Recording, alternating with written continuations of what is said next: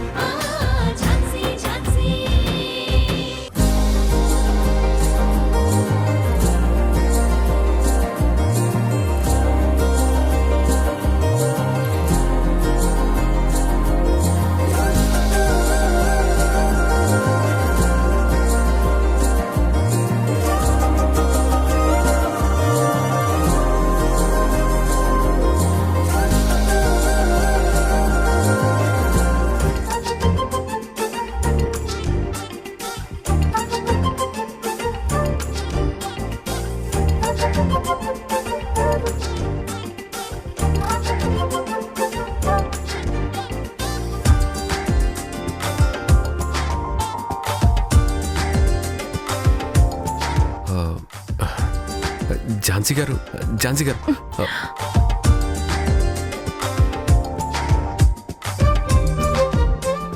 ఝాన్సీ గారు ఎందుకింత బెట్టు చేస్తున్నారు?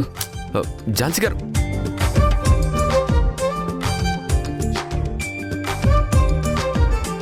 ఝాన్సీ ఇలా చేయటం ఏమీ బాలేదు.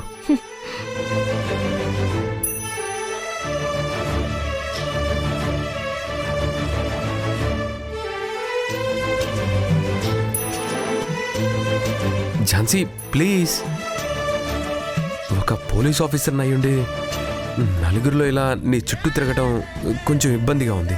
ప్లీజ్ అర్థం చేసుకో.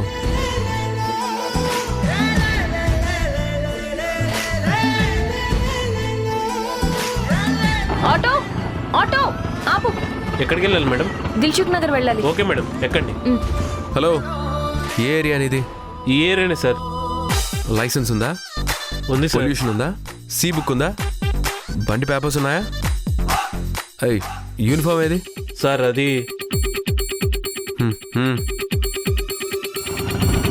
ఏ ఆటో ఆటో ఆటో ఏంటి వెళ్ళిపోతున్నావు?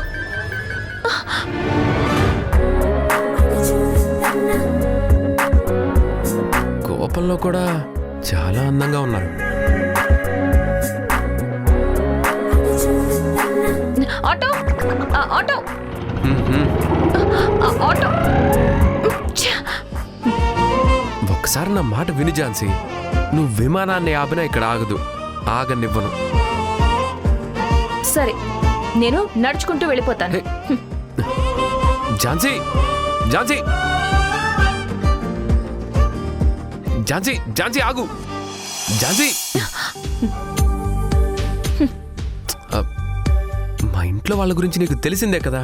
జస్ట్ ఏదో పెళ్లి చూపులు ఏర్పాటు చేశారు, నేను అటెండ్ అయ్యాను అంతే. ఈ మాత్రం దానికి ఏకంగా పెళ్ళైపోయినట్టు అనుకుంటే ఎలా చెప్పు? నేను నీకేదో ద్రోహం చేసినట్టు, ఇలా మోసగాడిని చూసినట్టు చూస్తే నేను తట్టుకోలేకపోతున్నాను. ఏంటి జస్ట్ పెళ్లి చూపులా? సరే, నేను ఒక విషయం చెప్తాను వినండి. సపోజ్ నాకు ఒక పెళ్లి సంబంధం ఫిక్స్ అయింది. ఆ విషయం నేను మీకు తెలియకుండా జాగ్రత్త పడుతున్నాను. తర్వాత వేరే ఎవరి ద్వారానో మీకు ఆ విషయం తెలిసింది. అప్పుడు మీరేం చేస్తారు? మీకు ఓకేనా? నార్మల్గా తీసుకుంటారా? ఇప్పుడు అర్థమైందా నా బాధ ఏంటో? ఓకే ఝాన్సీ గారు, నేను చేసింది తప్పే, ఒప్పుకుంటున్నాను. I'm sorry. కానీ దానికి ఒక కారణం ఉంది. ఈరోజు మీకు అసలు విషయం మొత్తం పూసగుచ్చినట్టు చెప్తాను. Give me 1 minute please. కదలద్దు, వెయిట్.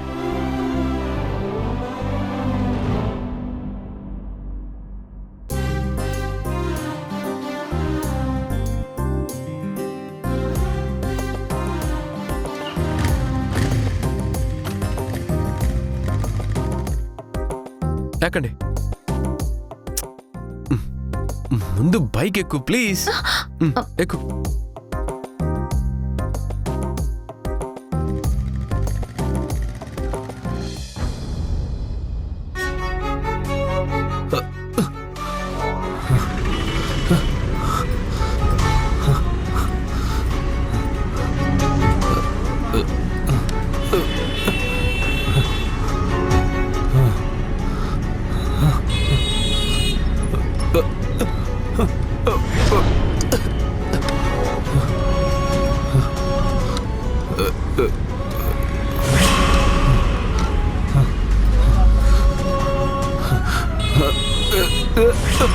రేయ్ ఇంట్లో చెప్పొచ్చావా?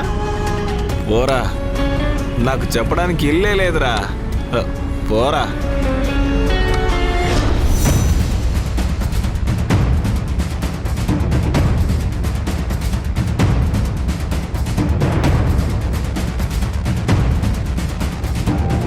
ఒకప్పుడు అనిపించింది జడ్జి అవ్వాలి, ఆ పొజిషన్కి చేరుకోవాలి అని. బట్ ఇప్పుడు నాకు ఇంట్రెస్ట్ లేదు సార్. నోను, మీలాంటి వారు అలా అనకూడదు.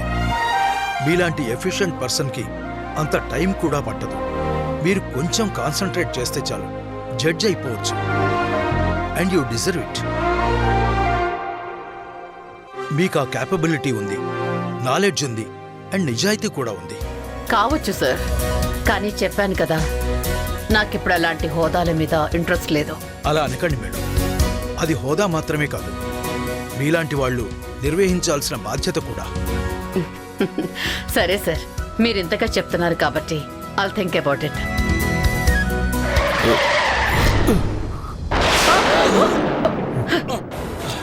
రేయ్ ఎవడ్రా నువ్వు? తప్పుకోరా. ఇడియట్! రేయ్ ఎవడా నువ్వు? రా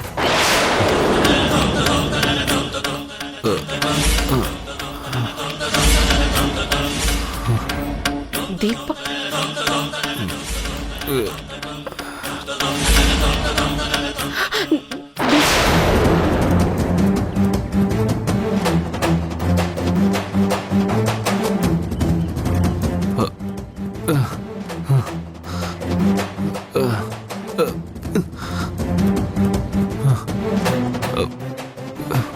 చూసారా మేడం, వీడికి పట్టుమని 18 ఏళ్లు కూడా ఉండవు, అప్పుడే తాగి రోడ్ల మీద పడిపోతున్నాడు.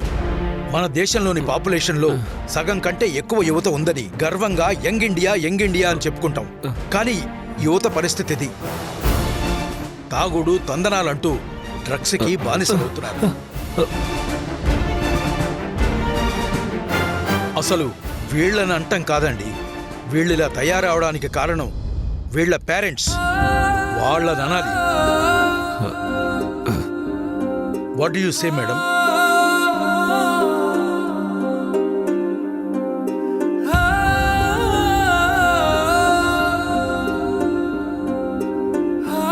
ఏయ్ డ్రైవర్, ఏమిటి అలా చూస్తున్నావు?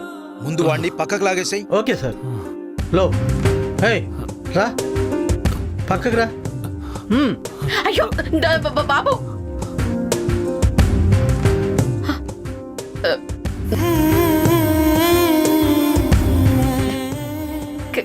కొంచెం జాగ్రత్తగా తీసుకోండి. అలాగే madam.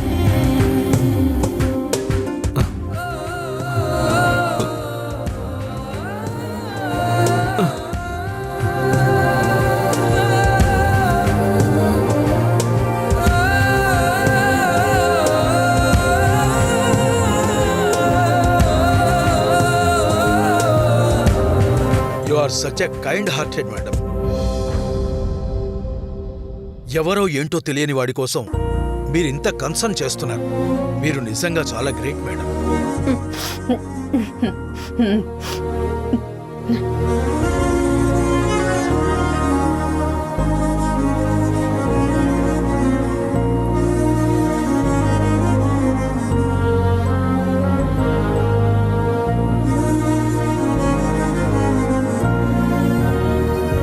Driver cum.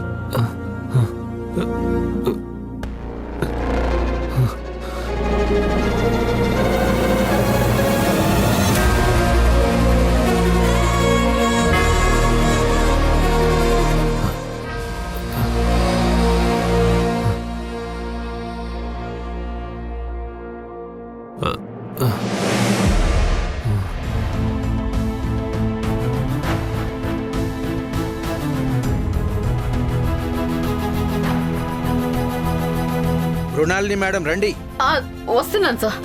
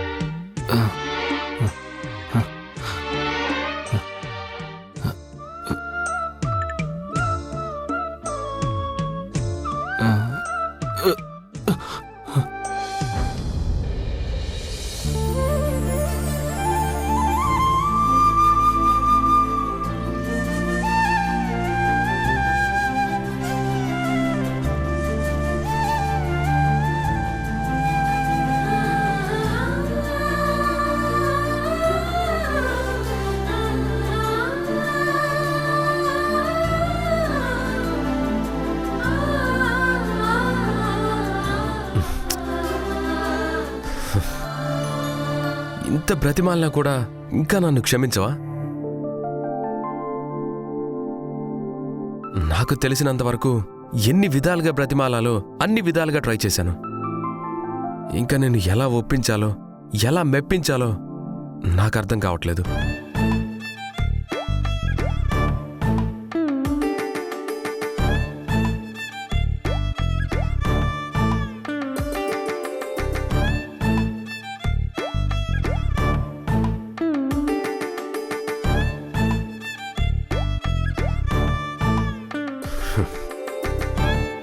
I'm really very, very sorry.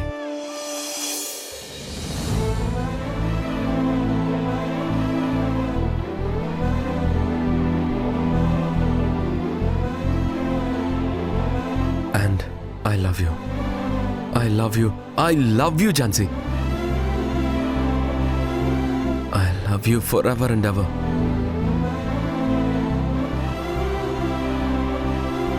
నువ్వు నన్ను ఆదేశిస్తే ఆమరణ నిరాహార దీక్ష నుంచి అరణ్యవాసం వరకు ఏదైనా చేస్తా. ఈ బుజ్జి ప్రేమికుణ్ణి చూస్తుంటే నీకింకా జాలి కలగటం లేదా ఝాన్సీ?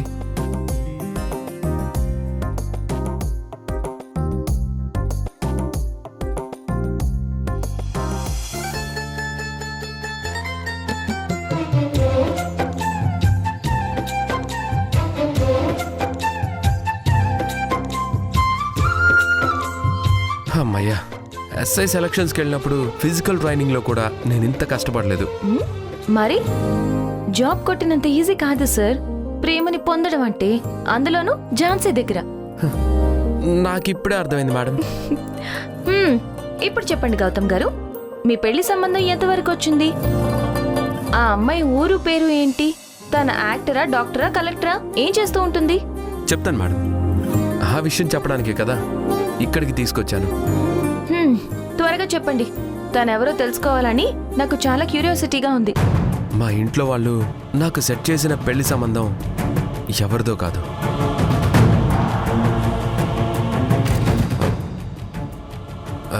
ఎవరంటే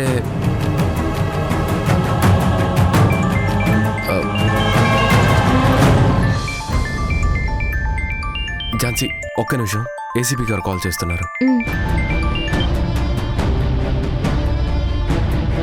సార్, ఆ కేస్ డీటెయిల్స్ చెక్ చేశాను సార్. ఎంక్వైరీ కూడా జరుగుతుంది. Okay sir.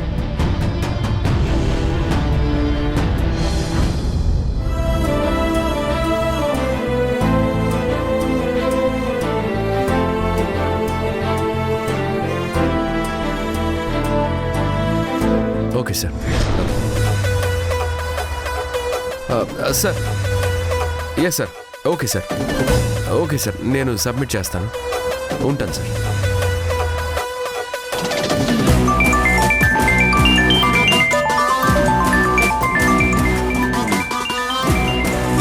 ఏంటి ప్రియాంక ఎన్నిసార్లు కాల్ చేస్తుంది? ఇప్పుడు ఫోన్ లిఫ్ట్ చేయకపోతే మళ్ళీ తాతయ్యకి కాల్ చేసి కంప్లైంట్ చేస్తుందేమో. మళ్ళీ ఆయన నాకు కాల్ చేసి క్లాస్ పీకుతాడు. 1 minute. హలో గౌతమ్ సార్, నీకు సారీ చెప్పాను కదా, మళ్ళీ ఎందుకు ఇన్నిసార్లు ఫోన్ చేసి డిస్టర్బ్ చేస్తున్నావు? ఆవేశపడకండి సార్, మీతో ఒక విషయం మాట్లాడాలని ఫోన్ చేశాను. ఏంటో చెప్పు. మీ అమ్మగారు ఝాన్సీతో మీ పెళ్లి ఫిక్స్ అయిందని చెప్పారంట కదా? అవును, ఇప్పుడు అదే పెద్ద పంచాయతీ అయింది. ఝాన్సీని కన్విన్స్ చేయడానికి నానా అవస్థలు పడ్డాను. అయినా నీకు ఆ విషయం ఎలా తెలుసు? ఝాన్సీ చెప్పిందా? అవును, తనే నాతో చెప్పిందని మీకెలా తెలుసు? తను తప్ప ఈ విషయం నీకు చెప్పేదెవరు? అయితే ఝాన్సీకి ఏం చెప్పి కన్విన్స్ చేశారు? ఇలా ప్రతిసారి ఝాన్సీకి ఏదో ఒక అబద్ధం చెప్పలేను. అందుకే నిజం చెప్దామని డిసైడ్ అయ్యాను.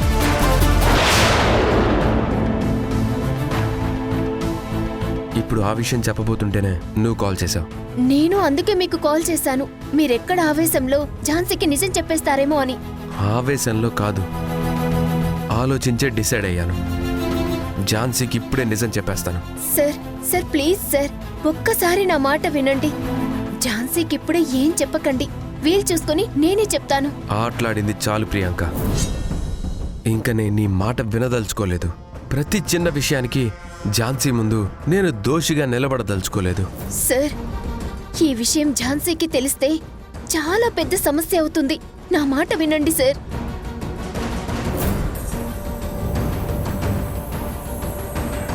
నో ప్రియాంక, ఇప్పటికే ఝాన్సీ నన్ను మిస్అండర్స్టాండ్ చేసుకుంది. ఇంకా ఈ విషయం చెప్పకుండా దాచేస్తే నేను నిజంగానే తనని మోసం చేసిన వాడిని అవుతాను. అయితే ఇప్పుడు నిజం చెప్పి ఝాన్సీ ముందు నన్ను మోసగత్తెలా మార్చాలనుకుంటున్నారా? నేను మార్చాల్సిన అవసరం లేదు. నువ్వు ఆల్రెడీ ఝాన్సీని మోసం చేస్తున్నావు.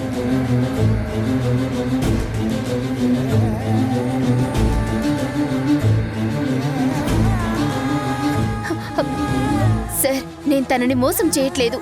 మరి ఝాన్సీకి నువ్వు నిజం చెప్పక, నన్ను నిజం చెప్పనివ్వక నువ్వు చేస్తుందేంటి? మధ్యలో నాకీ టార్చర్ ఏంటి? సార్, నేను చెప్పేది కొంచెం ప్రశాంతంగా వినండి. ఝాన్సీకి నేనే నిజం చెప్తాను. ఇన్ఫాక్ట్ నేను చెప్పడమే కరెక్ట్. ఎందుకంటే ఇన్నాళ్ళు తనకి నిజం తెలియకుండా చేసింది నేనే కాబట్టి. నేను చెప్పేదాకా ఝాన్సీకి నిజం చెప్పనని మీరు ఆల్రెడీ నాకు ప్రామిస్ చేశారు.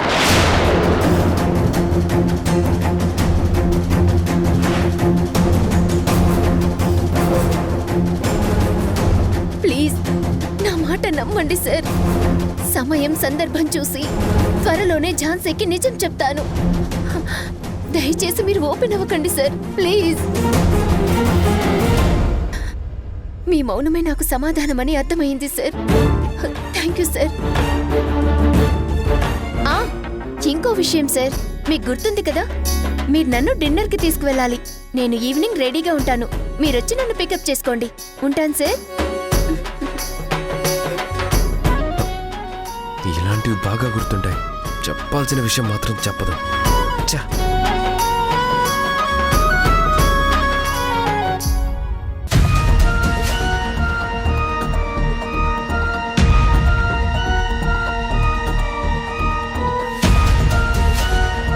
ఏంటి గౌతమ్ గారు, ప్రేమించిన అమ్మాయి కంటే మీకు ఫోన్ మాట్లాడడమే ఇంపార్టెంటా? నన్ను ఇలా వదిలేసి సరదాగా ఫోన్లో కబుర్లు చెప్పుకుంటున్నారు? అదేం లేదు, ఒక కేసు గురించి ఏసీబీ గారితో డిస్కస్ చేస్తున్నాను. సరే చెప్పండి. ఏదో పూసగుచ్చినట్టు మొత్తం చెప్పేస్తానన్నారు. ఇంతవరకు ఏమీ చెప్పకుండా అలా శుద్ధ పూసలా ఉండిపోయారు. అసలు ఏంటి విషయం? అది నువ్వు ఎక్స్పెక్ట్ చేసే అంత సీరియస్ మ్యాటర్ ఏం కాదు. విషయం పెళ్లి సంబంధం దాకా వస్తే సీరియస్ మ్యాటర్ కాదంటే ఎలా నమ్మమంటారు? అసలు ఇంతకీ ఎవరా అమ్మాయి? నేను చెప్పేదాకా ఝాన్సీకి నిజం చెప్పనని మీరు ఆల్రెడీ నాకు ప్రామిస్ చేశారు. అంటే అది మా తాతయ్య గారు చూసిన సంబంధం. ఆ అమ్మాయి మా తాతయ్య గారికి బాగా తెలిసిన వ్యక్తి కూతురు. మరి ఆ అమ్మాయి ఎలా ఉంది? మీకు నచ్చిందా? నాకు ఈ ప్రపంచంలో ఝాన్సీ తప్ప ఏ అమ్మాయి నచ్చదు. నేను పెళ్ళంటూ చేసుకుంటే ఝాన్సీనే చేసుకుంటాను.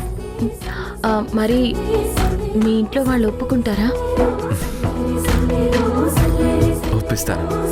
నాకు ఇప్పుడే పెళ్లి మీద ఇంట్రెస్ట్ లేదని చెప్పి కొంత టైం అడిగాను. ఆ టైంలో ఏదో ఒకటి చేసి వాళ్ళని మారుస్తాను. నిన్ను కోడలిగా అంగీకరించేలా చేస్తాను. మీరు చెప్పేవన్నీ జరిగితే బాగుండు అని నాకు అనిపిస్తుంది. ఆ రోజు ఎప్పుడొస్తుందో ఏంటో. వెయిట్ చేయాలి ఝాన్సీ, తొందరపడితే అలా. అలాగే చేస్తాను. తప్పుతుందా? సరే, నాకు కొంచెం వర్క్ ఉంది. ఆఫీస్ పక్కనే కదా, నేను వెళ్తాను, మీరు వెళ్ళండి. సరే, జాగ్రత్త. బాయ్. బాయ్.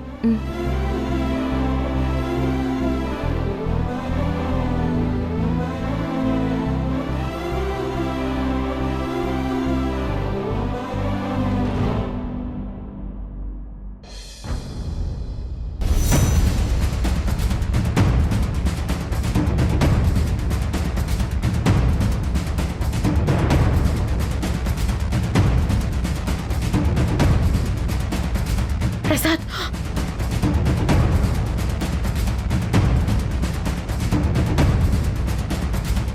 ప్రసాద్, దీపక్ కనిపించాడా? లేదు మృణాల్ని, నువ్వు నాకు షేర్ చేసిన అడ్రస్కి వెళ్ళి చూశాను. అక్కడ దీపక్ లేడు. లేకపోవడం ఏంటి ప్రసాద్? వాడు అక్కడే ఉండాలి. నువ్వు సరిగ్గా చూసావా? చూశాను మృణాల్ని, అక్కడ కనిపించలేదు వాడు. ఎక్కడికి వెళ్ళుంటాడు? అసలు ఏం జరిగింది మృణాల్ని? నువ్వు దీపక్ని ఎలా కలిసావు? నేనే కలవలేదు ప్రసాద్. వాడే వచ్చి నేను వెళుతున్న కారుకి అడ్డం పడ్డాడు.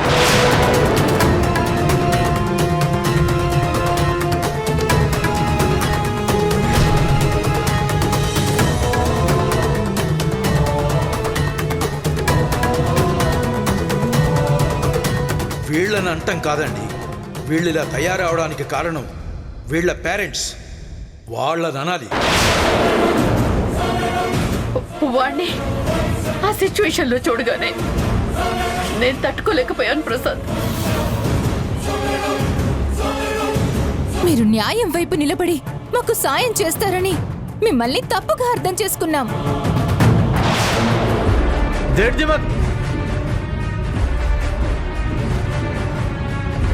నేను వెతికే నేను నీ దగ్గరికి వచ్చాను.